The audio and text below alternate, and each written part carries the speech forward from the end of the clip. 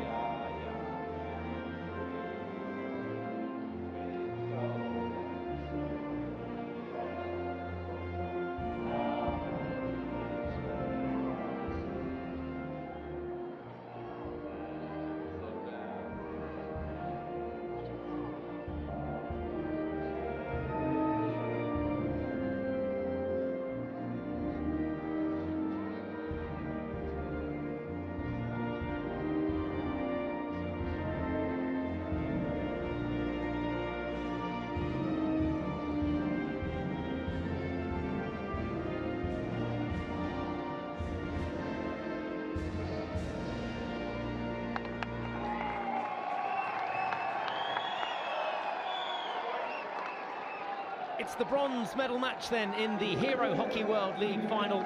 Australia versus England. Should be another cracker. The bronze medal up for grabs then, but only one of these teams can leave New Delhi with that. Which side's it going to be? Both suffered heartache in the semi-finals, so miss out on a place in the final.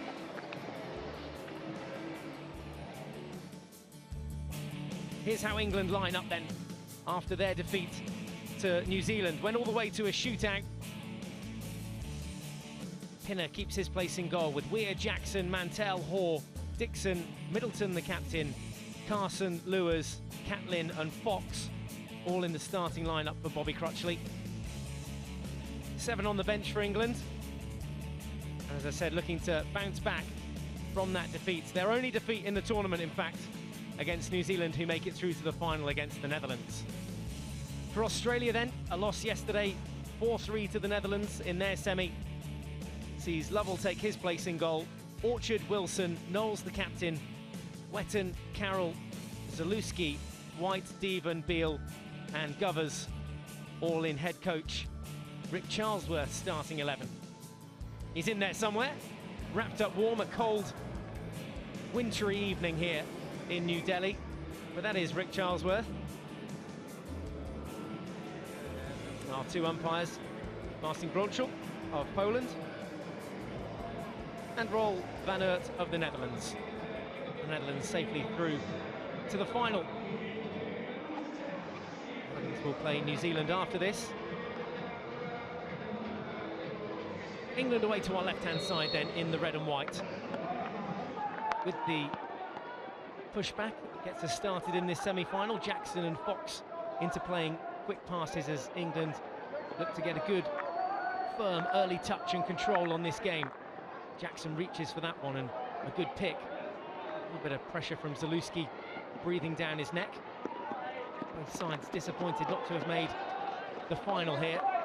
England with a really good chance to make their first major final for some time. Took it all the way in a penalty shootout against New Zealand. Full-time score finished 3-3 in yesterday's semi. Shootout finished 7-6.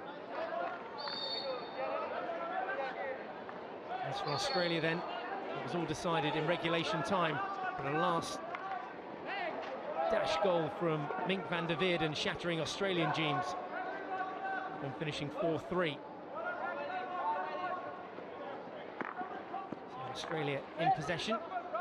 Early minutes of this third, fourth place game between England and Australia.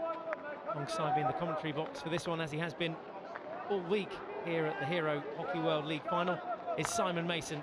Evening, Simon, good to have you on board. Evening, thanks very much. And England really need to start this positively. Australia, whilst losing that semi-final, physically bossed the Dutch, and it was only some fantastic flair from some of their well-known players, such as Bakker, that got them the opportunities to win that game. And England's goals have been relatively hard to come by, so they need to make sure they stay in close contention in this first 10 minutes and be prepared to do some really hard running. As far as stats from the tournament go, Australia have played 5, won 3, lost 2. Goals for, though, a staggering 19 goals against 10 as they look to open their account here. Ball across the face of D, and that was a really good chance. Some lazy work there from Zalewski, who wanted to pick it up on the backhand, just overran the ball a little here as that ball came in from Wilson. Yeah, indeed, but it was a touch from Middleton, good tracking back. Zalewski again into the head of the D. That's come up off an Australian foot. I think it was Govers who had his ankle clipped with the ball. Zalewski getting into the D again. Zalewski's opportunity was all because Dan Fox tried to throw an early overhead to relieve some pressure on the England circle. Completely misflicked it, rolled over the top of the ball and played it straight to the Australian centre forward. It was just casually lays that one off to Fox, and it was almost intercepted by Wetton. Fox thinks about going aerial, instead keeps it low to Catlin. Turnover of possession here for Australia. Burrows come forward again. Off by Orchard into the midfield. Now Carroll forward. Ball comes in again, it's loose, and Fox has to gather it. Calm composure from Ashley Jackson to dribble that out of his own 25 and out of his own circle. He's been pressured here though. There's a little clatter of the stick there, a foul on Jackson. Middleton now with the ball forward. Final touch was off Catlin, so sideline ball. Bobby Crutchley already giving early instruction there to his bench. Well, and whilst there might be some tactical instruction, there will definitely be some instruction about intensity. England have not been precise enough in these opening 3 or 4 minutes. 3 or 4 opportunities that have gone Australia's way because England just haven't put an open stick on it and put it simply in the stride of a teammate. It's all been a little bit too complicated early on for them. Forward with a 50-yard ball forward that finds Wetton, gets the better of Hall there and earns the free hit. Yeah, Marcin Grocker with his arms up in the air apologising because Wetton did have the advantage. If he'd been allowed to go forwards there, could have had a shooting chance.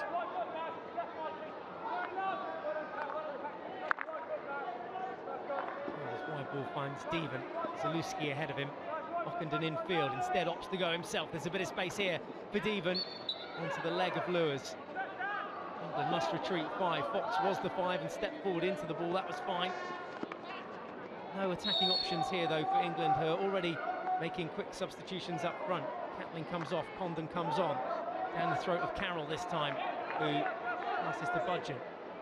That free hit a moment ago in the face of Fox. Almost impossible for the umpires, particularly Roel van Aert down this side, to have any idea where it had been taken from because the ball was still rolling. It's one of the reasons why the umpires asked for the ball to be checked. If you're unsure where the free hit was started from, where the player took it, gauging 5 metres as a defensive space is just about impossible. Just having a quick look down at the England bench as well. Catlin just having his left quad redressed by the physiotherapist down there, some extra strapping going on there for some extra support. It's not too much of a niggle as Australia come back again, looking to get the scores open here. Pinner didn't even move in his goal because the shot wasn't even on target from Ford. Disappointed with that effort, shooting wide with this chance. Yeah, he goes onto his back foot, impossible to do, but in turning and spinning just pulls the ball right to left. But going back to Catlin being strapped, I think he got an impact on his thigh in one of the earlier games. There was a knee into his thigh, so rather than that looking like some kind of muscle strain where you often see taping to support actual muscle fibres, I think that's probably a compression bandage just to alleviate some of the swelling from where the impact was. Yeah, he's just down pitch side now, doing some light stretching. He's just gone off for a little trot down the touchline as Australia come again over the 25. That one will just dribble off over the baseline. Catlin there is the physiotherapist. Devon, diagonal ball was a good one. Good deception on it as Mantell comes off for Martin. Hop, skip and a jump from Catlin too, just showing off now. It's not exactly Jonathan Edwards, is it? Just making sure that he can do all of the mobility exercises required.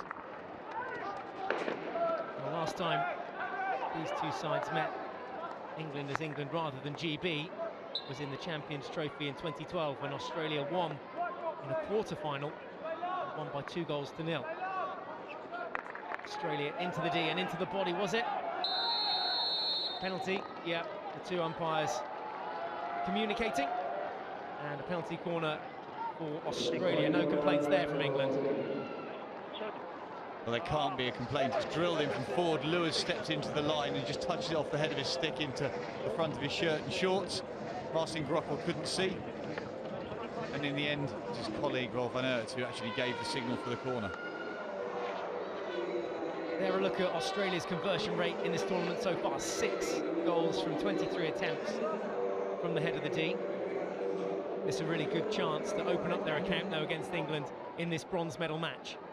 0-0 things stand at the moment. Budgeon at the head of the D. Turner's there too. It's coming Budgeon's way. Low flick, takes a deflection. Middleton makes sure by tapping it around the post it'll be a long corner.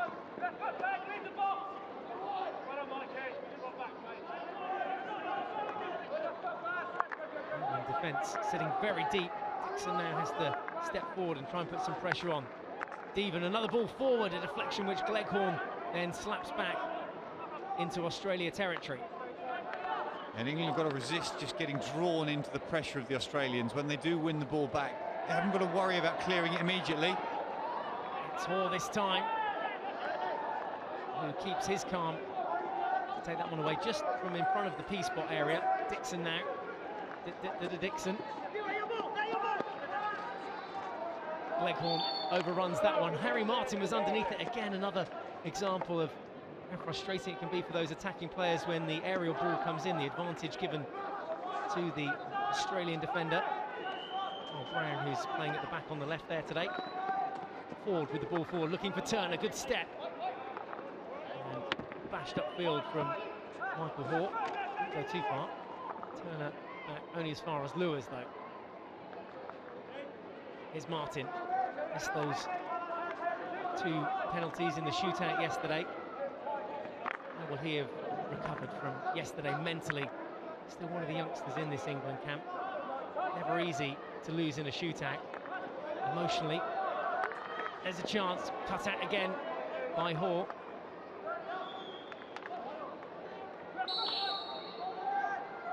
It was a great take in the middle of the circle from Hoare. It smashed across from Ford. Hoare took it brilliantly, and Jackson now on a massive long lead run. Yeah, one-on-one against White at the back. So it's Ashley Jackson versus Tristan White. White winning battle number 1 of the evening. Yeah, Still 0-0. Sorry, Mike. Jackson actually had to overrun this because to get his feet round to try and make a pass, and that gave the opportunity for the tackle to come in. Next counter-attack comes from England. Martin, who scored in open play, gets the ball across the face of D, and his intended target was David Condon. He's waiting on the P-spot. Martin again with the retake. A little bobbly one in there to Jackson, played it into himself. Yeah, the faintest of back stick touches Jackson not getting the first touch he wanted, and as the stick went past the ball, he was trying to play it right to left. Just knocked it with the bottom back of his stick. Just a thought on both sides and that mental exhaustion that they would have suffered from yesterday's defeats in the semi-final. England in penalties in the shootout. Netherlands getting that fourth goal, that decisive goal late on. How much do you suffer as a player going in? Have a think about that, and let us know your thoughts on it, Simon, as Australia come forward and build up another attack. Here's Govers, has that ball pinched off him. Govers with 6 goals in the tournament so far, heading for leading scorer of the tournament. Catlin now down the left-hand flank, cuts in field, over the 25, has Martin ahead of him, Brogdon up there too. Again, another turnover of possession as Australia look to come through the middle of the park. To answer your question, Mike, I think it's all about the instinctive and immediate reactions that the players can offer. Because if they're feeling just slightly jaded or down from those results, then you won't get the energy that you see when the performances are going well. Not evident yet, but as the game goes on, what we might see is the teams just flag slightly as they think, oh, no, it's not quite going our way. Save from Pinner, comes up towards the head of the D, needed to get something on it because Ford was lurking behind him. Pinner getting down low, and Martin winning the free hit. We're going to see our first card of this bronze medal game as well. It's going to be Ockenden. Eddie Ockenden heading for the sin bin for 2 minutes. And that challenge on Harry Martin. So Australia down to 10. I couldn't see anything in that replay that suggested a green card. It might have been. There was an earlier hip-to-hip with Barry Middleton as Middleton came out from the deep defence, so it may well be something that happened prior to the replay that we've just seen. Joining us for the latter part of this tournament. Where have you been? It's the very last day of the Hero Hockey World League. England, who are undefeated until that loss yesterday against New Zealand, coming forward now with Whiteman. The ball comes into the, and there's the opening goal! An easy one this evening for Tom Carson to open his account. England lead Australia. It's England 1, Australia 0. There's the goal scorer. But this is all about Whiteman's run to the baseline. Just floats it across. Middleton gets the ball back to Carson under his arm. Brilliant finish, but Whiteman had made a great overlap run. Middleton's awareness superb. As you'd expect, Australia straight back in England's faces. Catlin versus Govers. Catlin back on. And wins the free hit there. Yes, and we heard Roel van Aert there just for a minute looking at Govers straight in the eyes, going, be careful. Catlin had just gone past him, and he chose to run straight through the England player's line. Well, here's another chance to make it 2 now. Carroll back to defend as England hit the baseline again. Brogdon and Martin and Carson all running like wildfire there in the Australia D. Carson of Reading having put England ahead. His 4th goal of the tournament, scored versus Germany, New Zealand, Belgium, and now Australia.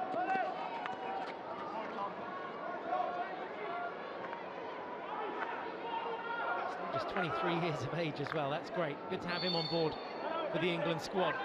Plenty more years to look forward to in this team, hopefully, if he can keep up this sort of form. Yeah, and people have commented about his slightly ungainly gait. He is long-legged, the stride length is long, and they've talked about whether he's got the international athleticism, and he may not have yet, but what he has got is an absolute goal scorer's instinct. The strength and conditioning programme he'll go through towards the World Cup, and then looking with half an eye for Great Britain towards Rio and the qualification process for that. He could be an exceptional front runner by the time it comes to any of those tournaments. Wild hit cross field from Lewis. He's looking to pick out Ollie Willis, but he was well ahead of that. I don't want to get too hot-headed just yet. Just the goal they lead, that man giving them the lead. Here's another look at how it came about. Wonderful finish from Tom Carson. Kept his cool, missed one similar to that yesterday. Kept his calm today. Yes, the one yesterday was a far harder chance. It was bobbling as it came across the circle yesterday. Today, dead flat from Middleton. Middleton watched the ball all the way onto the end of his stick. He knew that all he had to do was feel the ball, fire it back behind his foot, and just hope that somebody was there. Middleton and Jackson teaming up here as England look for a little deflection in front of goal. Walked away to safety by Australia. That was a good passage of play. Middleton and Jackson building up. England still trying to penetrate the D once again. Orchard gets a sense of calm. Zalewski gives it straight back to Whiteman. Great skills. Whiteman now across the 25, just dumps it off for Catlin. Tried to thread it through to Jackson, but intercepted by Zalewski. And positive from England. Whiteman quite happy to take on the responsibility of running with the ball. And as soon as you run laterally, defenders will naturally track you. He knew as he went left to right that he had the opportunity to drop the ball back to Catlin. Catlin saw the first time pass, and it was only centimetres away. Govers collects that one as it beats the England defence, keeps going. He's a strong member of the squad, and that one's crept in! Govers and Turner linking up. Australia have their equaliser. It's England 1, Australia 1. That aerial ball causing all sorts of trouble in here. Missed by Martin initially. And then Govers put on the pressure, tucked in round the England defence here. Set up Turner, who got the final touch, his second of the tournament. Well, exquisite finish. Goal poaching instinct getting in front of Ollie Willers and getting Australia back into this. Turner scoring on 16 minutes. Well, Michael Hall probably thought he'd done enough as he stepped in front of Govers. Got a full flat stick, but the ball just popped off the top edge. Lewis then exactly the same because the ball was slightly raised. But it was a great awareness from Turner to see the ball pop up in front of him and just reverse stick it down into the bottom corner of George Pinner's goal. Fast-flowing game as you'd expect. Bronze medal match as Australia look to get their noses in front. Long corner. Time it was Wilson round the back. That was already there. Super keen to take this one. 6 goals in the tournament so far, as we mentioned earlier. Back from that hamstring tear she picked up in the Netherlands in round 3 of the World Hockey League in June. He's the danger man to watch should Australia get a penalty corner. They've had one in this game already. Here's another look at that chance. That's Michael Hoare on the flat stick. Govers really forces it through, top edge, and then Turner seeing it in front of Willers. Yeah, and Turner just the quickest to react there. England caught snoozing at the back.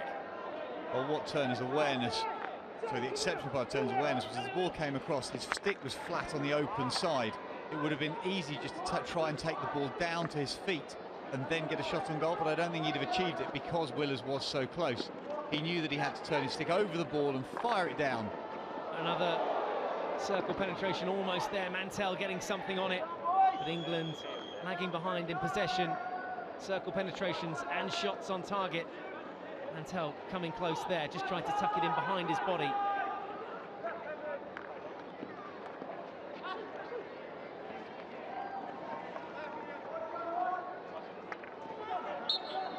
Dixon and Jackson scrapping for the ball. England win it back.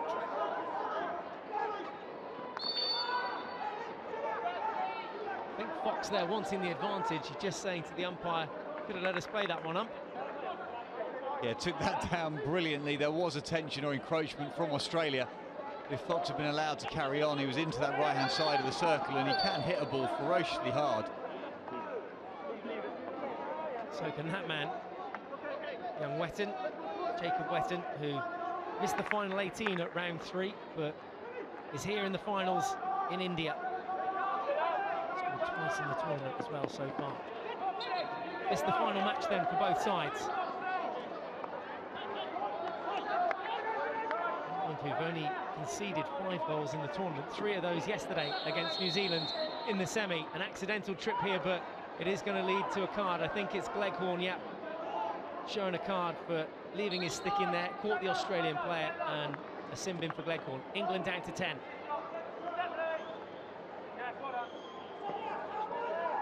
Well, Gleghorn had to chase back. He was putting pressure onto the ball carrier, but in doing so he was extending his stick out onto the left hand. That's the man who's picked up the card, but he was doing his midfield defence as his coach would expect It was an unfortunate contact that led to that trip on the card issued by Martin Grockle. So Mark Cleghorn of East Grinstead in the sin bin for a couple of minutes. 2 goals in the tournament for him as well. He's going to be staying out in India as well, playing for the Mumbai Magicians in the up-and-coming Hero Hockey India League as Australia come forward again. No less than 24 kookaburras set to take part in the second edition of the HIL. Looking to get ahead here for the first time. The ball bobbles in front of Pinner. Came up off the post, I think, and back into the Australian player. We'll have to have another closer look at this one, but that a good chance to go ahead. Yeah, this ball comes straight through in the end. Pinner diving. That's back off the post. How that hasn't gone is down on Wetton's toes.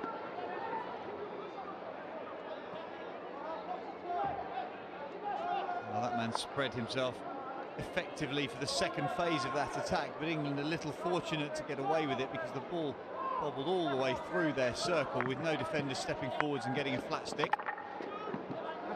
Looked a little bit shaky at the back this evening, England. Just in defence, they've been so strong all week, but you can tell, just because it's a high-pressure match, there's a bronze medal up for grabs, they are just looking a little bit rocky in this first half against Australia. Just need to settle down a little. Interception there comes in. Sorry, Simon, sorry to jump in there. It's all right. I felt that the goal had settled them and they were starting to handle the ball very well, but the Australian reaction to it was immediate, and we've seen Australia, even 2 goals down, just come back into games with real authority. Here they come again, looking for that cross-field ball again. There's going to be a free shot here, and blazed wide by Jason Wilson, who had all the time in the world to hit this one on target. How did he even miss the target? Well, having seen the power and precision of their shooting in their warm-up, I have absolutely no idea how he's missed. And another sign of the danger to come in the remaining 13.5 minutes of this first half. England 1, Australia 1. Australia went behind to a Tom Carson score. Tom Carson goal on 13 minutes. Glenn Turner getting the equaliser for Australia if you're just tuning in. And that really difficult aerial ball to take from Ockenden, it pitched right on his toes.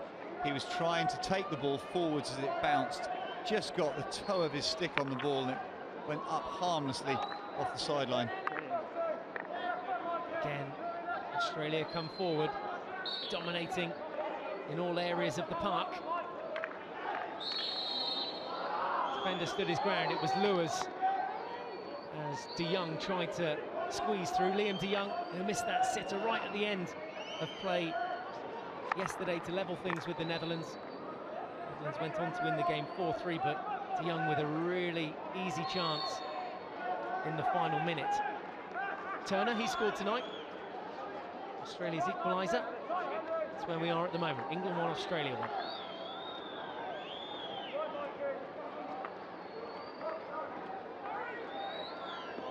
Australia showing favour down this left-hand side, looking to get it down to the baseline and across the top of the English circle. Ball comes in, there was a deflection effort on his nose sliding in. Was that man just there? Came close.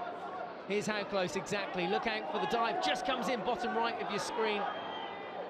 And that a really good shooting opportunity for the Australian number 23, Daniel Beale.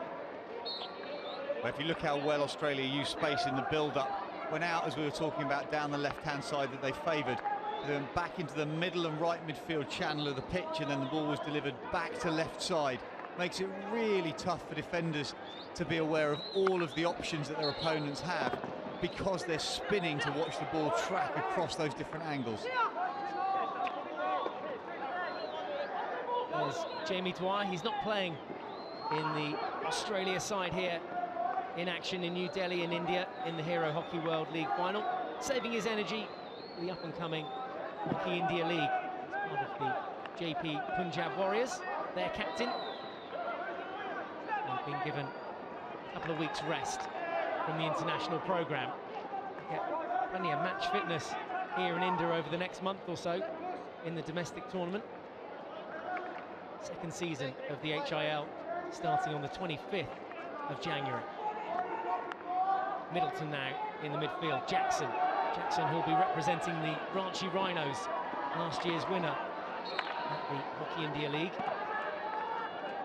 Well, if you look at the pace that Turner came into the picture for the Australian midfield defence in that last England attack, at the moment, to me, that shows the difference between the two sides. The immediacy of the England reactions is just not there. Harry Martin a moment ago just looked heavy-legged on his recovery. And if England feel mentally that they're under the cosh, it just starts to wear you down, just fractionally, and we're only talking about 2 or 3%. Australia, on the other hand, know that they're dominant, and everything they're doing is front foot, and there's a different acceleration in all their movements. There's a loose one, which Middleton will gather again. That's where England just need to build up a bit of momentum to their attacks. Carson with not too many options here. Comes in field, back to Middleton. Captain now.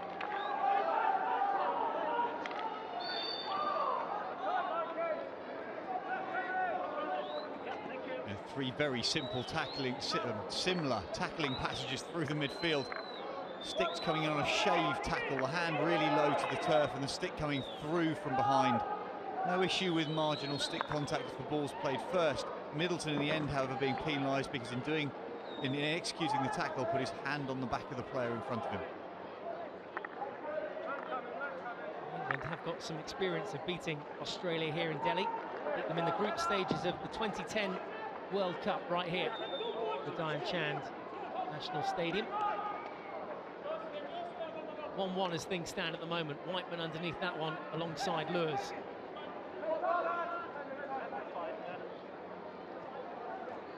With the restart, Ockenden coming towards him. And defending with all 11 players inside the 25. Great strength from Ockenden to carry those tackles. Tasmanian tearing through like the Tasmanian devil through the heart of the England defence.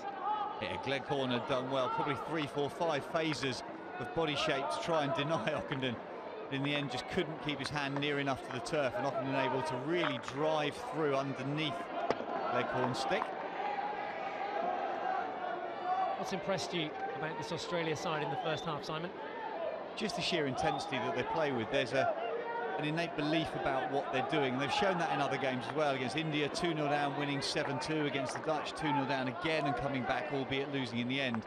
But the power that they do things with and the speed, there's an instinctive knowledge about what they're trying to deliver, which means there's no thought time lost. And it's fantastic to watch because it's just wave upon wave, second, third, fourth phase attacks.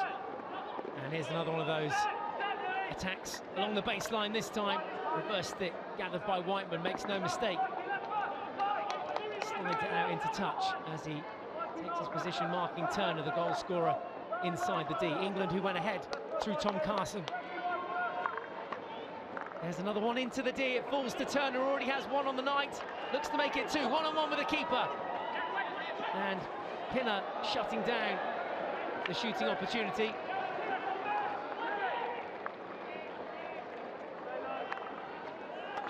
Again, has to be at his very best.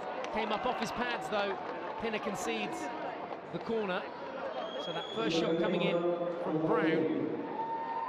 Nothing Pinner could do about the second to concede the penalty corner. It's penalty corner number 2 of the evening for Australia. Here's why.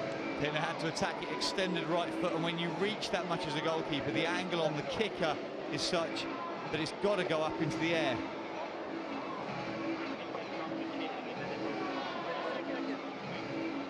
Tim Deevan just heading over to the head of the D with instruction. 6 out of 24 in the tournament so far. None from 1 on the night in this bronze medal match between England and Australia. Australia set themselves at the head of the D. And the difference to the last corner is Govers is up for this one. I think of the 6, he's got at least 4. So an increase the threat for Australia. And to his left is Joel Carroll. As though the top scorer in the tournament so far, looking to extend. They're going for a deflection effort. Pinner palms that one away, and the follow-up is deflected. Either Gleghorn or Lewis got something on this as the rebound came goal-bound as well. But Pinner made a super save, and then the defence doing the hard work, shutting Australia out. Pinner did everything he could from a ball that was just shoveled in at him with no pace. Oh, well left there again, and no mistake once again from Pinner, who dives to tap it for a long corner. That 45-degree ball into the D is causing England a lot of trouble at the moment. Well, it will continue to do so if it's played in with just exquisite pace like the last one, because it was floated into a space that could be attacked by the forwards, which gives the opportunity for the deflection. Here we see the corner. Great defensive running to start with. Pinner now saving well and palming it away. Look at the defence there from Lewis. Not sure he knew a lot about it though.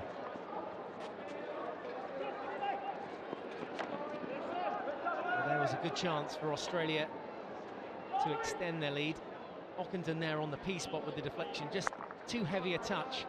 The faintest of the touches would have taken it goal bound. Follow-up shot dealt with by England. So under 5 minutes to play now until half-time.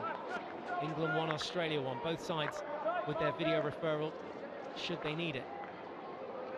On both sides' experience of being in this sort of a match. The Aussies have played in games where they've been goals down and they've had to really turn the screws to come back into it. England, on the other hand, the knowledge of that game against Germany in the pool, where again they didn't have a lot of possession, but they were quite happy to just grind out the defence, and then when they get those small number of opportunities, take them well. Here's another one that's falling to Turner. One-on-one at the back against Lewis. Goes reverse stick. A bobbly one for Pinner to take care of, and on the half volley just boshes that one into about the third row. In it comes again. Again looking for that deflection. Australia at the moment are absolutely peppering England. There's Rick Charlesworth in his Zelda outfit. Leghorn gathers for England on the 25. Mantell over there just gets it and looks forward.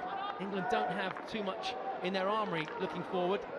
Jackson puts that one in behind Catlin. Looks very scrappy at the moment for England. They'll have to really get their heads screwed on for this second half. 3.5 left to play in the first. Great skills from Zalewski along the baseline, onto the foot of Whiteman. Penalty corner number 3 of the night. Well, England defending as if they're a man down. They're so deep. Looks like they're unable to cope with the interchanges through the Australian midfield. The shape's just changing. Lewis commits on his reverse. Zalewski able to just go down the baseline, back onto Whiteman's foot. Whiteman has been superb so far, but unable to do anything about that. Maybe you can tell us in a while after this penalty corner a few suggestions for England, how they can change their structure to combat this Australia threat. I guess play with 12 isn't an answer, is it? No, it's not. Or 13, like India tried to do yesterday. Well, almost. The officials spotting that. And they kept in yellow carding. A sea of yellow then at the head of the D. Australia with a chance to extend, going in at half-time. Govers from the head of the D, shoots wide. Well, I wonder if England would have referred this. Watch Turner coming in. He came in a little bit too early. We can just hear the umpires talk about that. Middleton watched it, but Turner had definitely got there a little bit too soon. So back to England and how they combat this Australia threat. They haven't handled it particularly well in this first half. What do they change going in at half-time?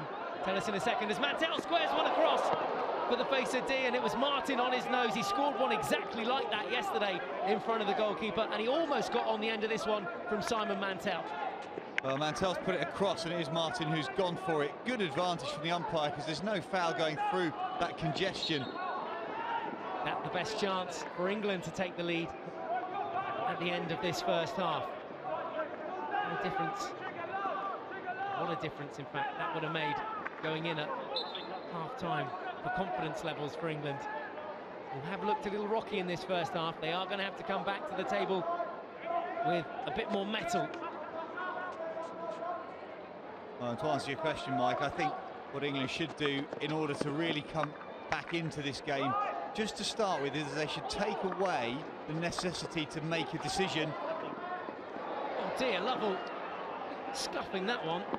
Recovered, but had there been a few England attackers around there, that could well have been trouble. Yeah, sorry, mate, he's tried to do exactly what Pinner did so effectively a moment ago, which is just put a big boot through it and get it clear, but absolutely sliced it, and the ball went nowhere at all. Fortunate to get away with it. Probably one for Lewis to contend with, not helpful. And now goes to ground and slips. Australia have 4 players forward here. The final attack of the first half. Well stepped from Michael Hort. An important tackle, because it was 4 on 3 at one stage at the back for England. 30 seconds left of the first half to ride. Brogdon picks up on the reverse stick. Yeah, so as I was saying, Mike, I think that England should just take away the necessity of making any decisions, pick which channel they're going to play in, and just for 3, 4, 5 minutes play down that channel so that they know where they're driving to. It can then be more decisive and more immediate, and will probably retain a little more possession. Final pressure ball. Oh dear. We're going to go penalty corner right on the hooter. Whiteman concedes a corner. He took it down so well, but then the second bounce took it into his body. There wasn't an Australian player right on his shoulder. So, look, he's close enough. He gives the 5, the Australian attacker, then comes in to challenge. Hits the body inside the D. Penalty corner on the hooter. And now Australia have a chance to go in a goal up at half-time. They have to score it first. There's the goal scorer on the left-hand side. Glenn Turner of Australia equalising after Tom Carson put England ahead. Final play of the first half will be an Australia penalty corner. England set in defence. Australia with all their players up around the D.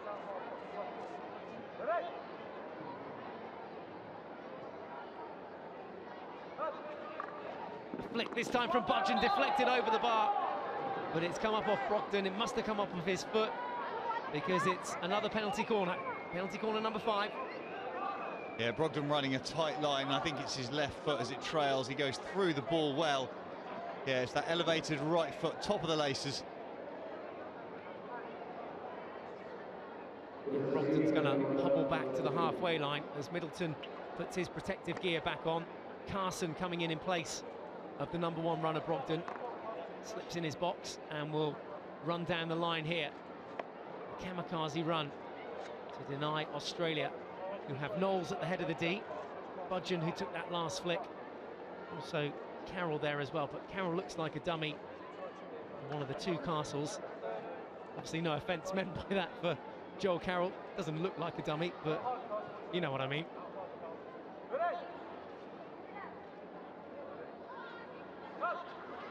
Budgeon again then from the head of the D, keeps it low this time, and the follow-up is palmed away. Great save from Pinner on the whistle of half-time to keep England level at half-time. What a fabulous save this was from George Pinner. Carson charges it down really well, gets enough of a touch to put it back into the middle. Look at this dive from Pinner, right cuff of glove to put it round the post. Devan there should have just lifted it over. 1-1 at half-time. So England and Australia retire to the dressing rooms for 10 minutes. 2 goals in the first half. England opening the scoring through Tom Carson on 13 minutes. Australia getting back into it, courtesy of Glenn Turner. Played the ball down and beat George Pinner in the England goal. But the scores are level here in the bronze medal match at half-time. It's England 1, Australia 1.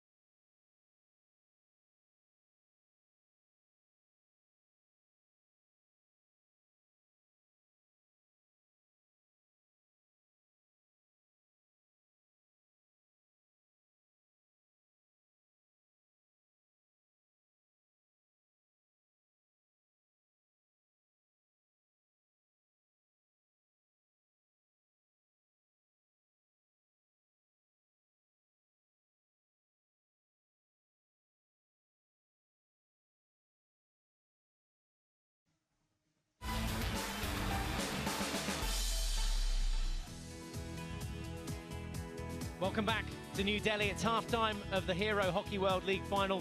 The bronze medal game between England and Australia, and it's 1 goal apiece at half-time. Tom Carson putting England ahead on 13 minutes. Glenn Turner equalising on 16. If you missed any of the first half action, let's bring you up to speed. Australia, the stronger of the two sides and more convincing in that first half, created far more chances than England. Zalewski there, the ball just behind him. England, though, against the run of play, going ahead. That ball pulled back by Middleton and converted by Tom Carson. There's the touch from Middleton that set up the open goal for Carson. Slotted it home to give England that lead on 13 minutes. Missed trap there at the back, which let in Govers, the top goal scorer in the tournament. Came up towards Turner, who patted it down ahead of Ollie Willers. Just there getting the touch and beating Pinner to level the scores. Close to extending their lead here. A little deflection, thumped in and wide this time from Jason Wilson. 5 penalty corners in the half for Australia as well. That one on the final whistle. Tim Deven unable to lift it over the goalkeeper George Pinner, that got a glove to it on the stroke of half-time. So there you can see from the stats, Australia dominating the shots, 13-2. Circle penetrations as well, 12-4 in their favour, and bossing the possession as well, 63% to 37% spent in their opposition's half. And 5 of those penalty corners, as we said. Their conversion rate not great on the night, none from 5.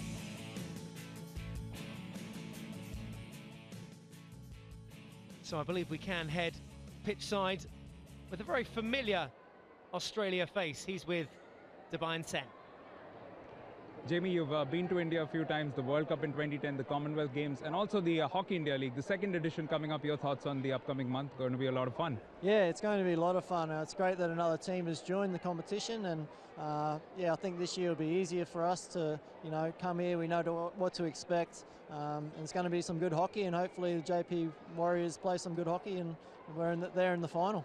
Well, you've been rested, of course, for these World League final matches, but you must have been keeping an eye on the competition. Australia have played well, not quite the results that they would have wanted in terms of not playing the final. But what do you make of the performance thus far? Yeah, I've been keeping a close eye from back in Australia, and yeah, it's been great to see Australia play some good hockey. I didn't see last night's game, so I can't comment on that, but to lose twice to Holland is a bit disappointing, but overall very happy with the way we play. We're trying a few new different things, a few different people in different positions, so overall very happy.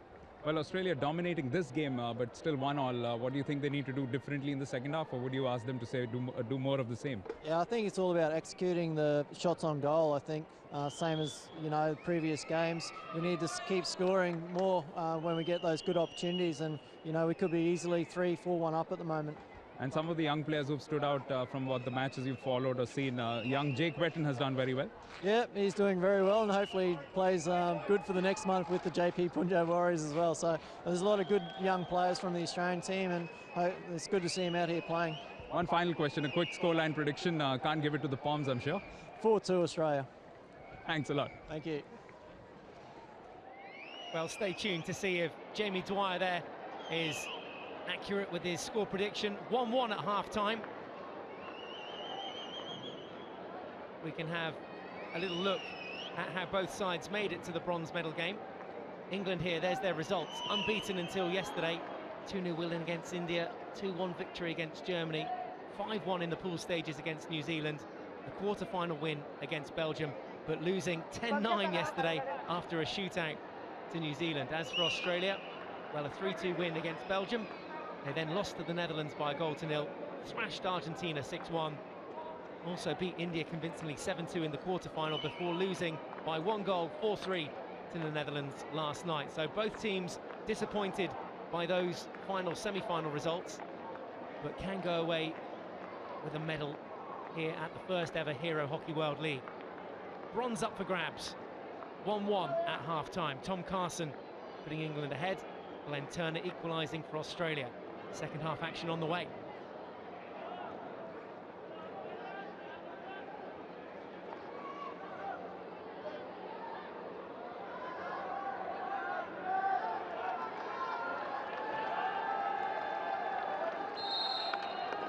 There's the whistle.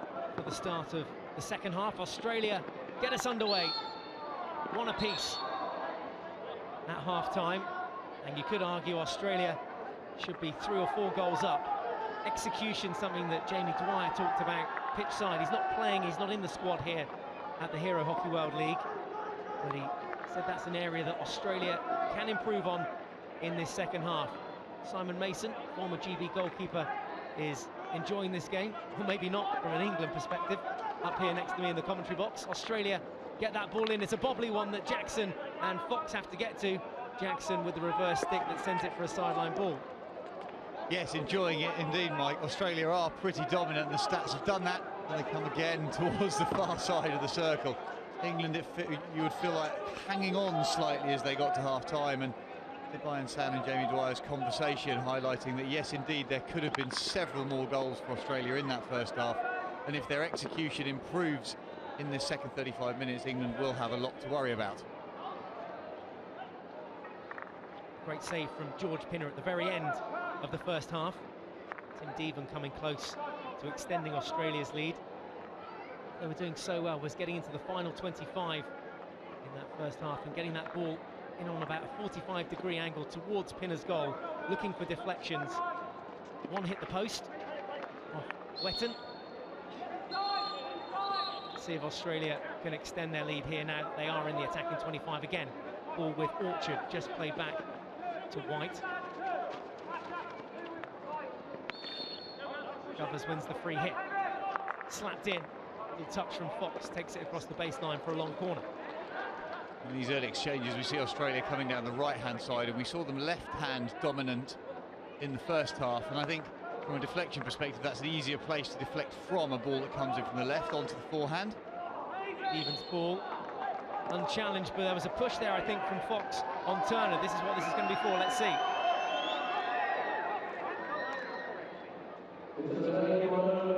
The umpire talking to himself, telling himself that he was correct. Of course he would. Penalty corner for Australia, first of the second half. Their 6th of the game so far. Yeah, as the ball comes into the circle, it is given for a push from Fox on Turner, just stepping up too aggressively. Was a metre behind Turner as Turner led, and when you try and get into that space, collision is almost inevitable. Fox now takes his place as part of the defence. 4 outfield defenders and a goalkeeper for England in the goal. Govers at the head of the D for Australia. 6 in the tournament so far. Can he make it 7? In it comes, straight flick from Govers, run down by Fox. The follow-up shot is deflected as well from Weir, and now from Lewis. It comes up off Lewis's stick. Another penalty corner. Oh, that's 3 huge defensive touches. England having to step up. We look here out to the top. Fox runs it down again. He's been amazing on that first runner. Then there's a touch of a defender, and then finally Lewis stepping up in the face of that strike. Very brave defending. Has resulted in another penalty corner. A chance again then. Kookaburras to get their noses ahead. Govers and Carroll at the head of the D. They try a variation here or a straight strike. Let's find out. Govers lines up again, another low flick. Again, Fox getting to it. The quickest of the England defenders, blocking that shot, long corner. What's even more incredible about the amount of shots that Dan Fox is charging down is that the rules say if you break the line early, you have to go to the halfway line, so teams aren't able to try and get that advantage. So he's having to wait for the injection to actually be played, and he's still getting 13, 14, 15 yards off the goal line to get touches onto those flicks from Govers.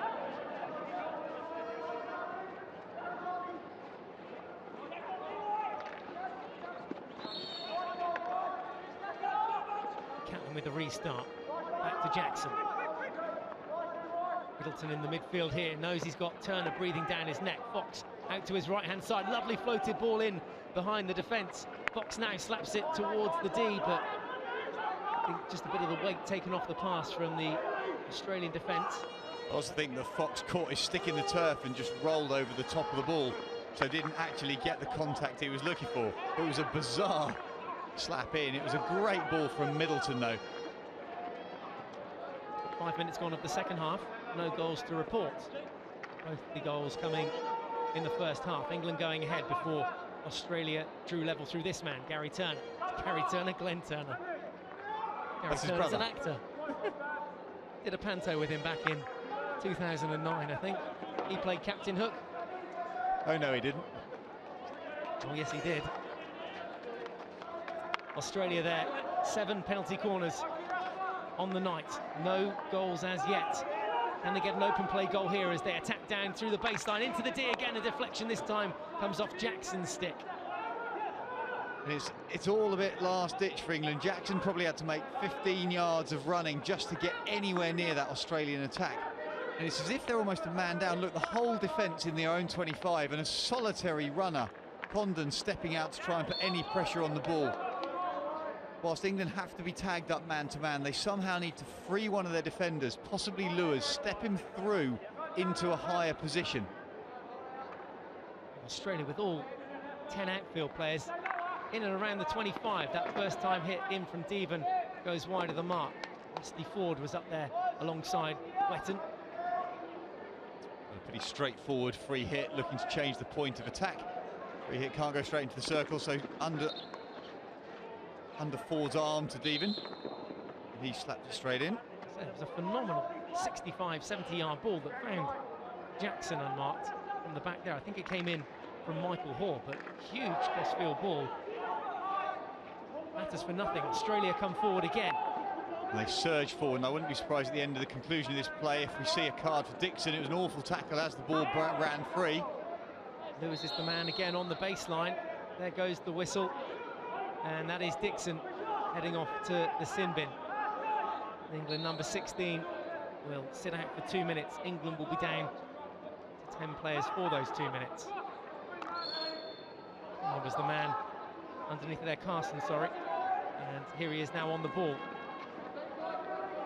But all on his own, Carson, and this is when he has to be sensible. He's given a great pass, but I didn't think he had any passing options at all. I was going to say be sensible and run back into his midfield. Green card for Adam Dixon. Mantell just being given a warning there as well for that barge on Devon. Another green card there, was there for Australia in the process as well? Was that a substitution? We'll get confirmation of that shortly. It looks like it was, if I'm counting numbers from our contributors. There we go. Kyle Brown has taken a brief breather. Yeah, enjoy that, Carl. 10 apiece then. Oh, what here's a chance. Ball. Brogdon now. 1-on-1 beats the keeper. Surely must. Oh no! He's hit the post. An open goal for Ali Brogdon, and he's hit the post. How costly will this miss prove? Well, with the goal at his mercy, what a pass from Catlin. Beautiful first touch from Brogdon, but the ball's just bobbling. It doesn't sit down. You could argue that he should have pushed it, but he's clipped it. That's the miss of the century. He will not want to watch that ever again. Well, we criticised Liam de Jong in the last minute of the semi-final for a ball that he dived at, but that had the goalkeeper in the way. Brogdon with the goal at his mercy. Can't quite believe that. Australia now, will they take advantage of England's mistake? That man there's mistake. He has to front up to it. Brogdon with the best chance of the game, the best chance of the tournament, best chance of his life. Can he make amends here and get England up the right end of the field, the business end? Mantell in possession, wins the free hit. Brogdon with the restart that finds Jackson. Dixon back on the field now after his 2-minute suspension. There's another ball into the D, first touch. Lets Martin down this time. Right, look away now if you are part of the Brogdon clan. This is the miss that we're talking about. Ali Brogdon, wonderful first touch to take it around the goalkeeper, Lovell, and then blasts it into the post. The easiest of chances, England should be 2-1 up in the second half here. Instead, the score remains England 1, Australia 1. Here another chance, this time the ball cut out by Tristan White. And what's interesting in sport before that, we just looked, there's a video referral been requested. They have asked the question. So he's asking for a food or no food? How's that interpretation? No, I haven't seen the food. For me, that was no food. Okay? Okay. I think that was pretty clear, being explained to Knowles. Gregory, can you hear me? Yes, Martin, go ahead. Yeah, English team is asking for a ball hitting the foot in the circle. I haven't seen the foot. Okay, well, look for an Australian foot inside the circle. Yeah. Clever chat from Knowles in the first instance, because he was suggesting to Marcin Grockel that he had seen it, but it was his interpretation that it wasn't dangerous. Sorry, didn't influence anything. That appears to hit a foot, however. We'll have a look at it, and the video umpire, more importantly, will have a look at it from various angles. Yeah, a little toe there, the right foot of the Australian defender. Yeah, this decision, one would hope that there isn't a long time coming, because Marcin Grockel doesn't see it. Look, his head was turned towards goal because there was no pressure in that area of the pitch. Yeah, it's Lewis. There is an Australian foot inside of the circle, so the right decision is penalty corner for England. Well spotted too. And that's where the video referral does its bit. England keeping their referral as well, and they get their first penalty corner of the evening. Let's see how they line up. Ashley Jackson, the danger man to look out for there. 7 from 13, the conversion rate in the tournament so far. Oh, and that's one of the highest, that is the highest conversion rate at all, percentage-wise. Real high international class. Most teams would look to try and get 1 from 3. England the only team here who've managed to get it anywhere above that. Well, England hit the post moments ago with Ali Brogdon's effort. They get a chance here from a penalty corner with Mantell and Jackson at the head of the D. I expect Jackson to take this one, but let's see. Here is Ashley Jackson. Takes a flick, goes low, but dealt with by the keeper. Fairly bread and butter stuff there in the goal for Tyler Lovell. Yeah, the flick's too straight from Jackson. It enables goalkeeper to get a great big kicker. Body weight set, able to play through the ball, keep it relatively flat, clear hard. Mantell on the spin with Dixon under his arm. Came up off the Australian player, but that'll be a free hit back on the dotted line, 5 metres from the Kookaburra's circle.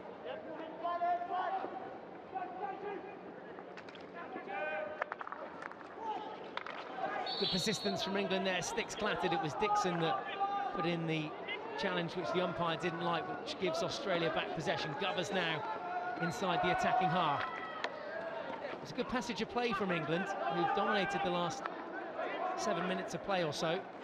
But it was almost like Brogdon's miss has energised them just with a tiny little bit of belief. I know he did miss, but the ball from Catlin was just superb in terms of vision and weight. And it just gave England that tiny little bit of belief that they didn't show in the first half. And suddenly the tempo of their play has gone up markedly.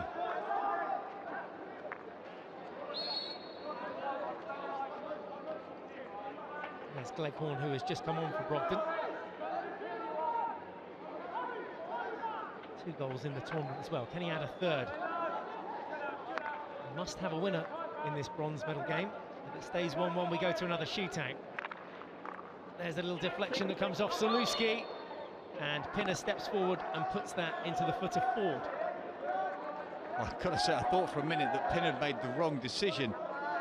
I'm sure we'll see on the replay here. It comes in deflection in front of Pinner. Pinner decides to dive. I thought he could have stepped forward and kicked it. But as he dived, I was concerned that an Australian jab onto that ball would lift it over the top of his stick.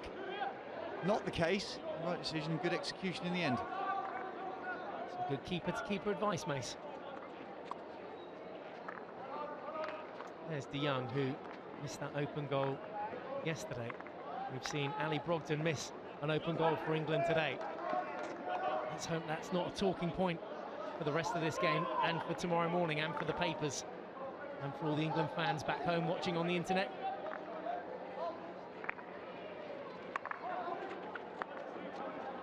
And of course follow the England team at England Hockey if you're a big Twitter fan, and get up to speed with everything that's happened here in the tournament at FIH underscore hockey. Both sides level at the moment.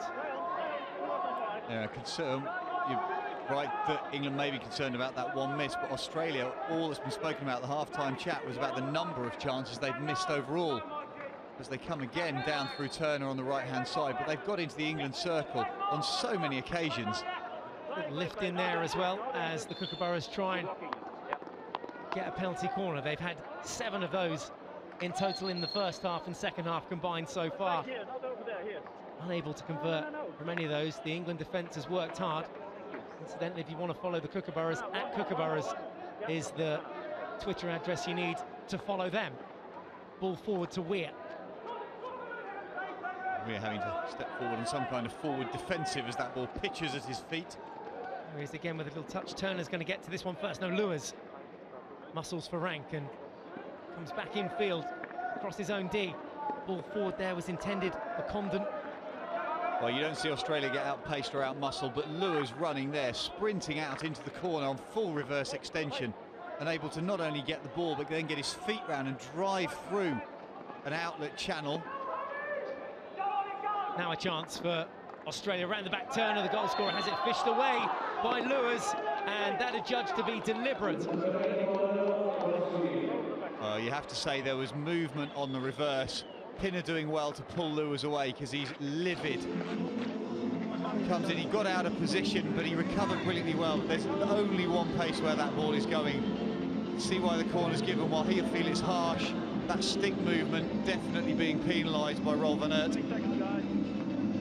Yeah, I guess if he'd driven it out towards the touchline rather than across the baseline, it would have certainly played in his favour.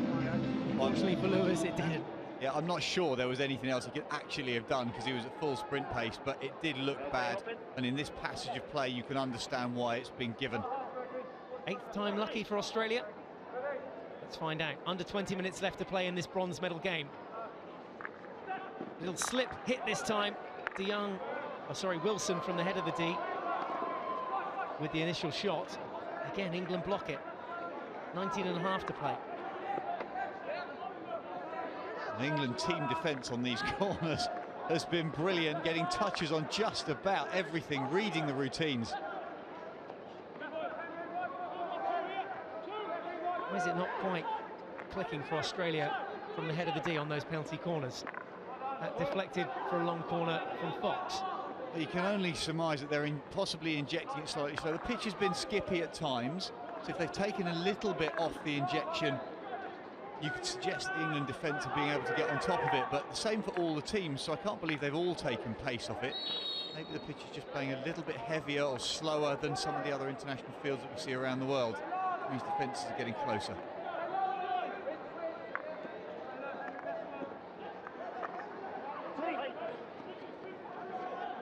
If you're interested in statistics, they're all coming in the bottom left-hand corner of your screen now. You can get a good idea of the sort of domination that Australia have had in this game overall. 15-4 shots-wise there and dominating the possession as well. This is the last game for both these two sides then. England versus Australia, fighting for a bronze medal. Middleton picks this one up. He's got Condon ahead of him. Jabbed out there by Knowles.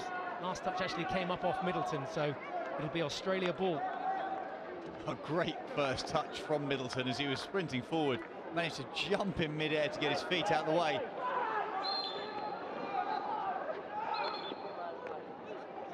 And tell on for Condon then. Carson as well, also looking to come on, comes on for Gleghorn up front. So fresh legs in the forward line for England. Catlin picks it up in the midfield. That one comes into Jackson. Bobbles loose. Here's a chance for Carson to add a second. Shoots wide. Did look like it took a touch from the goalkeeper, but we'll get a better idea from our slow motion replay. Carson's shot on target or not? Let's see. Also so fast onto this, bounces onto upright reverse hit. Oh, couldn't see. Is that a touch from the keeper? If it is, it's an exceptional save with the end of his stick as he goes to splits position.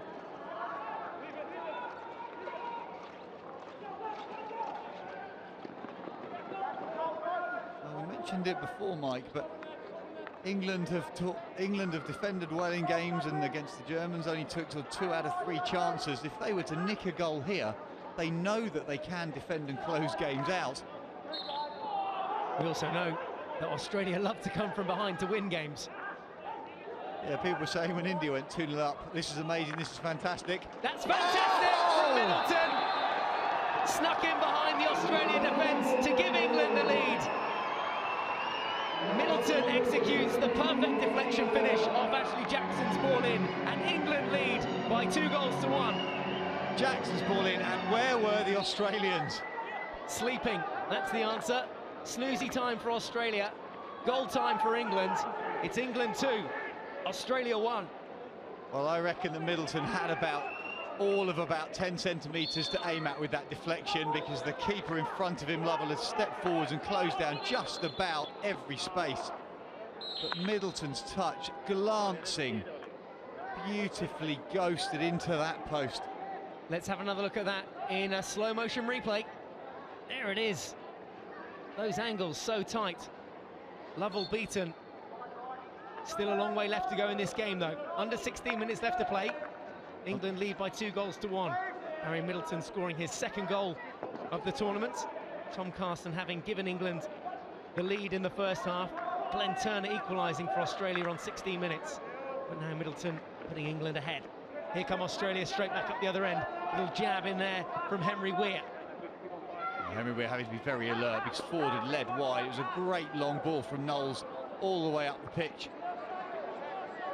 And in the early stages of this tournament, England showed what a good defensive unit they were when the Germans tried to get back from a similar situation to where we are now. England defence holding strong, so they've got plenty of experience of that in this tournament as they look to try and get themselves a bronze medal to go back to England with. Some of the players staying out for the Hockey India League. But no one wants to finish 4th. Worst position. Yeah, and that record, Mike, sorry, you mentioned it earlier on in terms of when England beat Australia in 2010, but you have to also note that was the first time they've beaten Australia since 1986. So the records certainly stand on Australia's side. A good 25 years of dominance from the Kookaburras. Are things about to swing here? There's the Dutch watching on.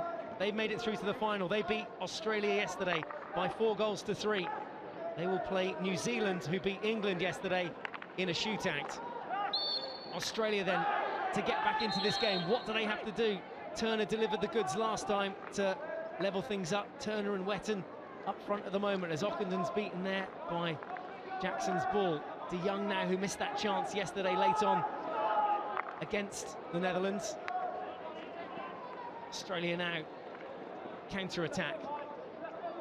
Certainly had a majority of the possession in that first half and created the better of the chances. And we spoke to Jamie Dwyer at half-time, who thought his side should be up. Predicted a final scoreline of 4-2.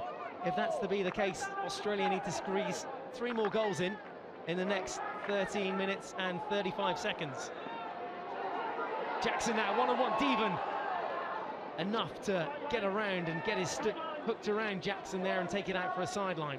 Yeah, Deven using all of his reach as he came past. Jackson tried to just use the pace of the ball to allow it to run up the sideline so he could eliminate with the pace. You asked a moment ago, Mike, what Australia need to do? Well, I think the ball they won back earlier on was all because they hassled and harried England when the ball was in England's back half, back third of the pitch. And they did it by putting players in the face of the ball carrier. Jackson put that one in towards Mantell, who was already on his nose looking for a deflection. Needed Knowles to take it out for a long corner. Again, Jackson tries to thread one through.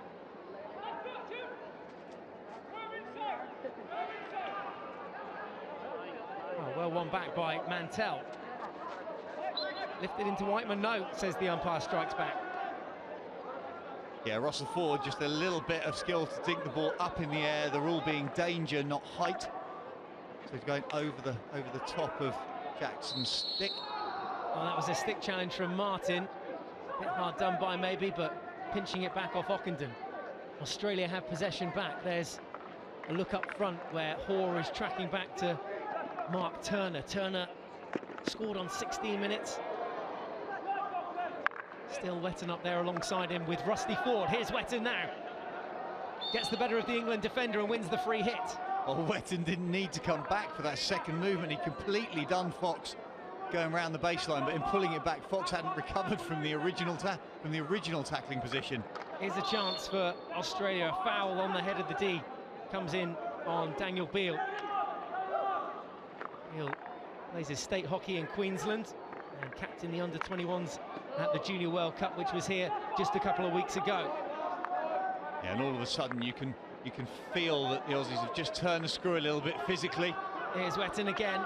Good strength for the small man, just trying to weasel his way through past the England defence, but Whiteman stayed strong, and now Gleghorn carries it out of possession, just slips there on the turf and gives possession back to Australia. Here is Wetton on the ball. Knowles now looks to go up the line, finds Brown, looking for the 1-2. Nice passage of play from Australia, a wild swing. The ball came up, and you could argue Australia could have gone ahead there, or at least got one back, I should say. Here's the chance. Have a closer look at this. And does Whiteman get the last touch? I don't know if he does or not, but look at, yes he does. Look at that commitment.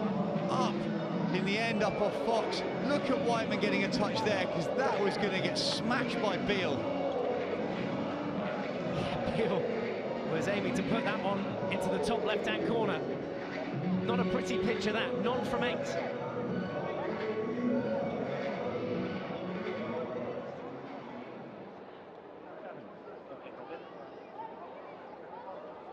Right then, Australian fans, brace yourself.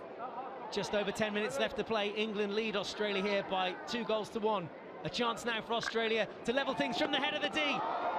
Pinner at his best again, and the follow-up from the injector goes over the top of the bar. Well, proving that goalkeeping isn't all about being pretty, but being effective. Pinner's gone left foot and misread that, but he's got a right hand down, somehow watching the ball whilst his body's going completely the wrong way. Great awareness. It was as well, and Ford did well to react to that ball back off him. Just didn't quite have the reactions to steer it goal bound. So Australia getting closer to an equaliser, but we're inside the final 10 minutes now.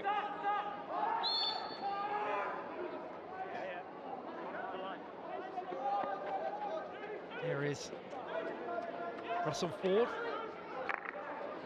It's his state hockey against Victoria. Oh dear, another face injury, this time on Budgeon. Oh dear. It went down like a sack of potatoes, as you'd imagine, on this hit. Yes, off Lewis, then Gleghorn's touch, and it goes up nastily right into the side of Budgeon. McAleese of New Zealand took one similar in the face yesterday from his teammate Shaw. Now some concern as Nicholas Budgeon, the Australian number 14, stays down.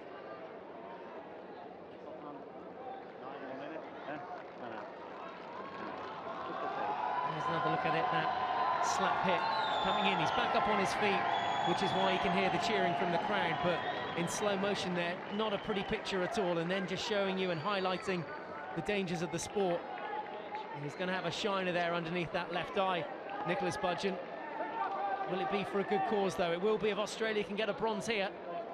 9 minutes 20 left on the clock there. As Budgeon's eye starts to swell up, he'll get some ice on that, and that could be the last of his action here in the Hero Hockey World League. Well, both teams able to go into a huddle because of that injury. They'd have started to assess what they're doing, see if they need to do anything different. England probably suggesting that whilst they have to defend tight, they need to get out in the face of the ball carrier. Australia, I'd have thought, will be suggesting they need to go out to one flank, recycle through midfield, and either go back to the delivery that you talked about first half, Mike, from the left side, 45 degrees into the heart of the circle, or going down that right-hand baseline. Obviously, Australia would have had the chance to huddle together there as well and get their thoughts together as Wilson looks to peel and get past Michael Hoare, wins the free hit. Hoare has to retreat the 5 metres.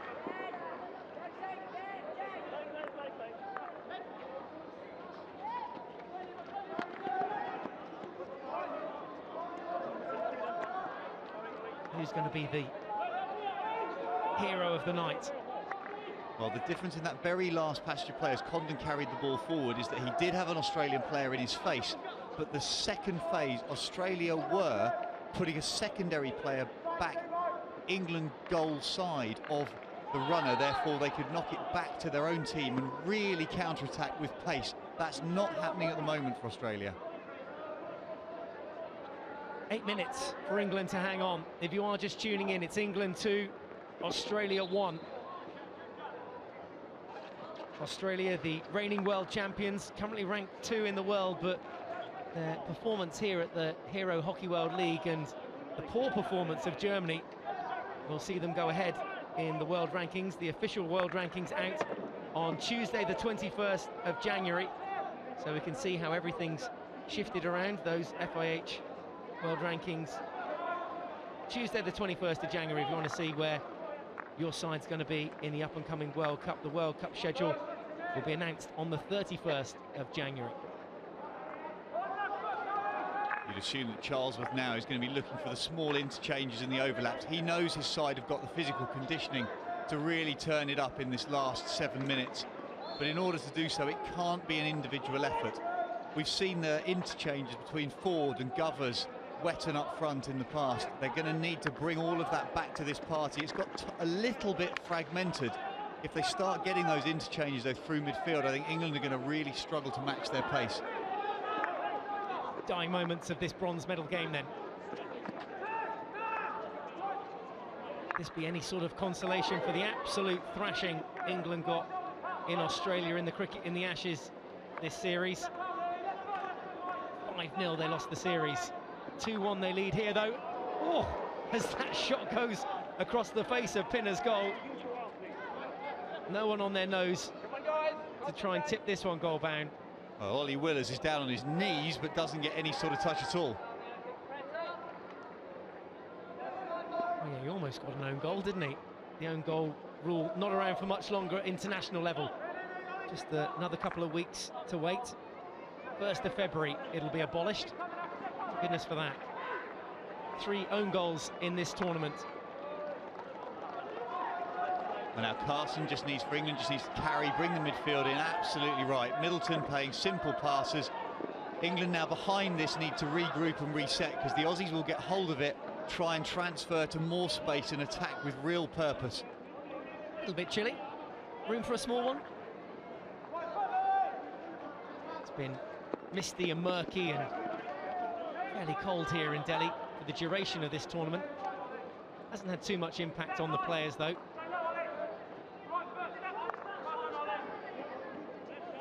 He's enjoying a belting hot summer.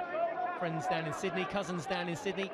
40-odd degrees they are down there at the moment. Bathing by the pool, enjoying the action here. 5 minutes left to play of the game. England 2, Australia 1. Well, the Jackson dribbling show through midfield. He was a little fortunate to get away with a small push against his Australian opposite number. Whiteman just loses control there. He had acres of space out on the right-hand side. Made his debut early on in this tournament. Now Fox needs to be aware though, Mike, sorry, he's got right behind, Turner's right behind him. And Fox stepping forward in front of Turner to cut that pass off, sending it off for a long corner. Well, the trouble had been caused because Turner had come on from the substitutes bench. There was no call for Fox, but in the end, sprinting back in defence. Here's where England have to be at their very best defensively. Good start. Oh well, not ideal. Deflection takes it high and over the bar from Lewis. Long corner again. And the Australians need to not lose patience. They've got enough of the ball. They need to recycle, go back out and change the point of attack. There's someone's going. It's the Aussie number 7, Jason Wilson. So he's been shown the yellow card by umpire Marcin Grochel of Poland and will not play any further part in this game. So England with an extra player. This should make it a little bit easier for England and that bit tougher for Australia. Well, that interchange between Lewis and Jackson, brilliant pausing. There's Jason Wilson with his yellow card. but the ball was bouncing around. Somehow Lewis fired it out of the circle after the Australian attack down the right side, and Jackson was quick enough to get his toes out of the way and actually pick the ball and deliver a forward pass.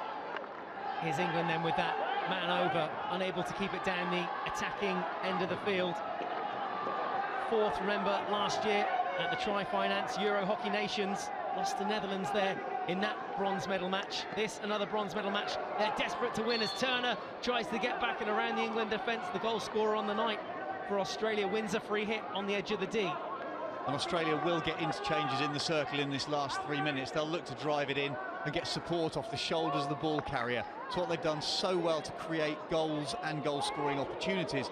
Players driving in down the baseline, the ball pulled back under their arm and then fired across the circle for tip-ins. Busy final period then for all players involved in it. Lewis steps in front of his man. Here England just need to keep a calm head. Catlin slows things down. Needs to keep possession. It's Barry Middleton's goal that separates the two sides. As Catlin comes forward again, looking to try and create a goal-scoring opportunity. Had Brogdon ahead of him, but now the counter-attack. Orchard surges forward. Govers sees that one ping off his stick, and it's poached back by England. Great skills from Michael Hall. Just needs to keep possession. Govers battles for it back. The two of them scrapping in midfield. De Jong now picks it up for Australia. Well, for England to close out this game, they need to get a stick on the ball as Catlin had a minute ago, and I don't think his choice to drive at the head of the Aussie circle was particularly clever. You could drive to a corner flag, stand and dribble with it for 15-20 seconds, just hold the ball. That's exactly what Brogdon's trying to do now. He missed an open goal and hit the post in this second half. England could be 3-1 up. You could also argue that Australia could have been 4-1 up going in at half-time. They haven't converted from their penalty corners here. It's still Brogdon keeping it down in that bottom corner. England track back. De Jong with the ball underneath the shoulder to Knowles. To Devon. Final minute and a quarter of play. England 2, Australia 1. The dying moments of this game. A bronze medal up for grabs as Turner tries to show his strength to get one back here for Australia. Off his shoulder was Orchard. Devon now. Carroll inside the final minute.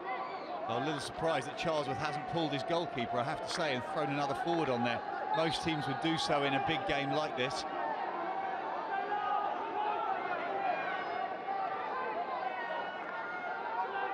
Patience being shown by Australia. One last attack. There's a deflection into the foot of Dan Fox, who says that went into his knee. So England are going to use their video referral here, I think.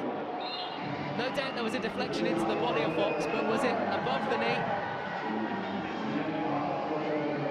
Yeah, so we're looking for how high this was. How high did it go into the player? It's not a question of it hitting the defender, but how high did it hit him?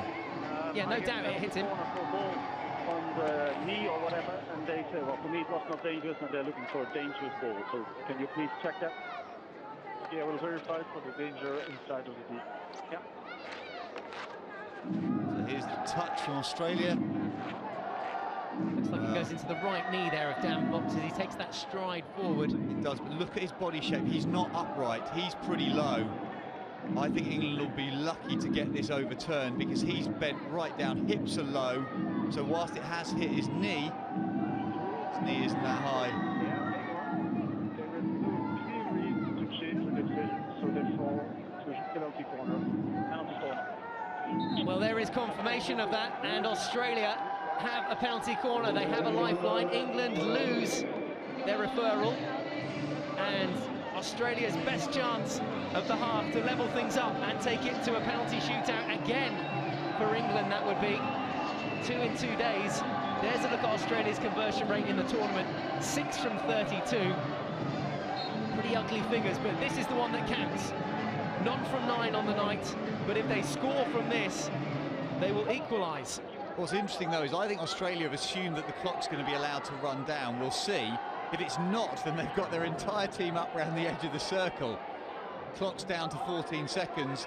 I think the umpire's going to let it run down, so there won't be an opportunity for England to come back and clear. So the final few seconds of the game tick away. This is going to be the final play of the day. Oh, edge of your seat stuff. It's come to the wire, this bronze medal match between England and Australia. England lead at the moment, but Australia have the final penalty corner of the game. They're set up with all their players around the D. It comes to the head of the D. A little layoff there, there's the flick. It goes goal bound, and Australia have an equaliser. It's 2-2, and this game is going to a shootout. England without a referral. Turner with the second goal of the night. So Australia 2, England 2. But the umpire has gone for an umpire referral. He's not sure the ball went out the circle. So the umpire is asking the question. What drama! The guy was blocked on the top of the D. So can you check if anything wrong with that goal? That's the only thing I want to know. Okay, rule. I will check The question. for the goal. I will check for the goal. So he's checking for whether it's a goal or a no goal. Is somebody blocked over the course of play? The ball's gone out. We can't see from that. That wasn't the question. It's whether somebody gets blocked there. Is there a player there? Is there a block on Lewis in the circle? We see it here. Here's Lewis, bottom right. Is that a deliberate block on him to stop him getting to the ball? No doubt about the execution from Glenn Turner. Have a look at it from behind the goal. Covers. Puts this one on a plate Knowles, for Turner. yeah, Knowles is looking at Lewis. Knowles is looking at Lewis when he steps in and creates that block. Is that third-party obstruction? It certainly looks like it. However, the video umpire has to be absolutely sure. But it's reviewing the whole corner. Well, Dixon ran straight away to the other umpire, Marcin Grochel. Here comes the decision. No, Goal or no goal? What drama at the end of this one. The very last play. I have a decision for you. Okay. There is an obstruction from an Australian attacker on the English defender. Therefore, it should be a free hit for England. Okay, yeah. A free hit for England and heartbreak for Australia. Okay, well, that's The also, thank you. goal will be disallowed, and the final score here in the bronze medal game is England 2, Australia 1. Rick Charles was so uncertain about the whole thing, doesn't really know what's going on, but if he sees the replay, Mark Knowles definitely looks at Lewis. The video umpire perceived the distance between Lewis and the ball was such that he would have got there, therefore it's considered a third-party obstruction. England come away with the free hit and the win. Here's another look at it. So there's the ball to the head of D. Keep an eye on number 24 there, Lewis, obstructed there all the way. Can't get to Glenn Turner and that shot, which eventually goes goal bound. No doubt about the execution, it was perfect. But Knowles is blocking Lewis, looking straight at him, saying, ha! That's a planned move, absolutely so. Look at Knowles, left side there, look. He's looking at Lewis, and all of a sudden, he can't get there. Dixon superb in his call for that video referral. Well, there we go. Full-time score in this bronze medal game between England and Australia. England have won the bronze medal. It's finished England 2, Australia 1. Well, what drama to the end of that one. We'll leave you with a couple of the pictures here of Australia and England. England all smiles, having picked up a bronze medal in this tournament. They've beaten Australia. It came right down to the wire. A final penalty corner. Rick Charlesworth there chatting with the officials and the umpires to get some further understanding of why that goal was disallowed. Obviously, we've heard from the video umpire up here, Simon, and a very clear reason there why it was disallowed. Yeah, the umpire was very clear. He asked about the obstruction. He said, was there an obstruction in the circle? That's all he wanted to question on. And as we see, hopefully, another replay of that, as we do here, look where Knowles is looking. As Knowles runs in on the right, he looks at Lewis there, looking at Lewis, number 24. He's blocked him absolutely deliberately. That is a planned execution to create space for Turner to flick. Look at the vision. Lewis can't get past him to the ball. Look, he's trying to get to it. I think the video umpire's got it absolutely spot on. Well, Knowles and Charlesworth there, right in the face of the officials. Well, that is going to be a discussion that goes on long into the night. between the officials and Australia. We'll leave them to keep bickering, and we'll concentrate our focus on England, our bronze medalists from the Hero Hockey World League. Remember, the first time this tournament has ever been run. 8 of the world's top sides in action here in New Delhi, and England take home the bronze medal. Some happy faces in the crowd and some happy faces on the pitch, with a juicy final to look forward to between New Zealand and the Netherlands next. There are England, our bronze medalists from this year's Hero Hockey World League.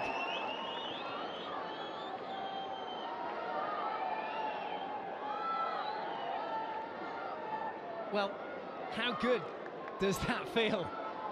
A bronze medal, and one of those bronze medalists is pitch side. He's also our man of the match. We'll join Dubai and Sen.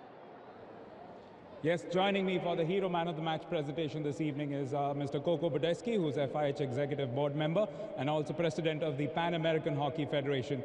And he'll present the Hero Man of the Match trophy as well as a check for 25,000 rupees to today's Man of the Match, Ian Lewis of England.